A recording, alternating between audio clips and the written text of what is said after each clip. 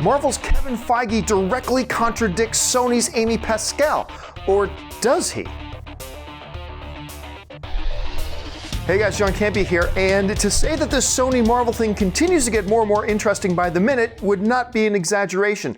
Just last week, as most of you will remember, Amy Pascal, one of the producers on Spider-Man Homecoming, made an announcement, if you will, while being interviewed with Kevin Feige, that the Venom movie that's coming up in the Sony universe was going to be connected to the Spider-Man Homecoming universe, which is, of course, itself connected to the MCU. The implication was that the upcoming Venom movie and things like that are going to be part of the MCU. Everybody put out a lot of memes of Kevin Feige's face of. Now, some people, like myself, admittedly, interpreted his facial expression as, hey, don't read too much into it. That's just kind of the facial expression he makes when he's being interviewed with other people and he's not speaking.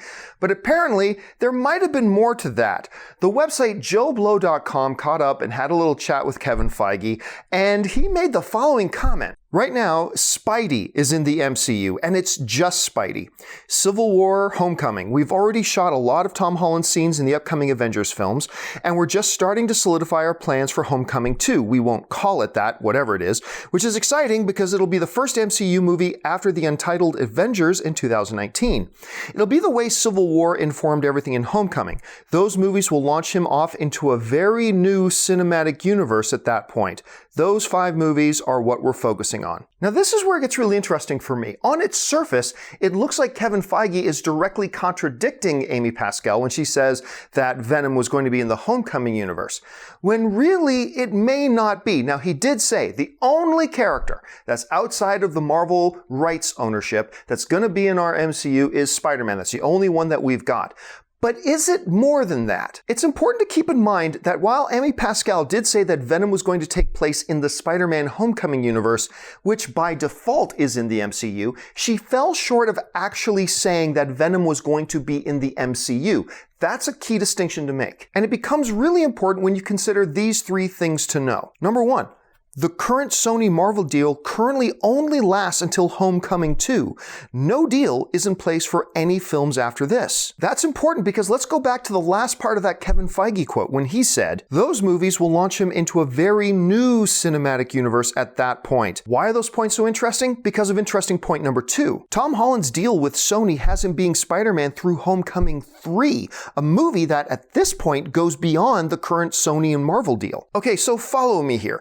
There is a scenario that exists here where Amy Pascal was not lying and Kevin Feige is not lying.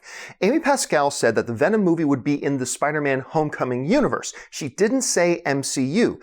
Kevin Feige is saying that, the current Sony Marvel deal only lasts until Homecoming 2, and after Homecoming 2, those films will launch Spider-Man to an all-new cinematic universe. Could it be that both Kevin Feige and Amy Pascal are talking about Sony's plans for Spider-Man after the Marvel and Sony deal expires? If they are, that fits everything that Amy Pascal is saying, and it fits everything that Kevin Feige is saying. If you want to further the conspiracy theory about, hey, maybe things aren't so good between Sony and Marvel and they're not planning on extending their deal anytime soon, consider interesting fact number 3. In the same interview, Kevin Feige also mentioned that there were no plans to engage in any crossover films with any other studios. Specifically, he was asked about Fox with their X-Men franchises or Fantastic Four properties. He simply said there are no plans at this time. Never say never, but there are no plans at this time. So if you want to look at this a certain way, you could interpret this as Kevin Feige having had enough of this working with another studio thing already. He's putting down any rumors of working with other studios. He's making comments that may suggest that the deal may not go any further and that Sony already has plans to use Spider-Man in his own new standalone universe after Homecoming 2. Or there's another explanation for this. We're making guesses here based on the information that's available.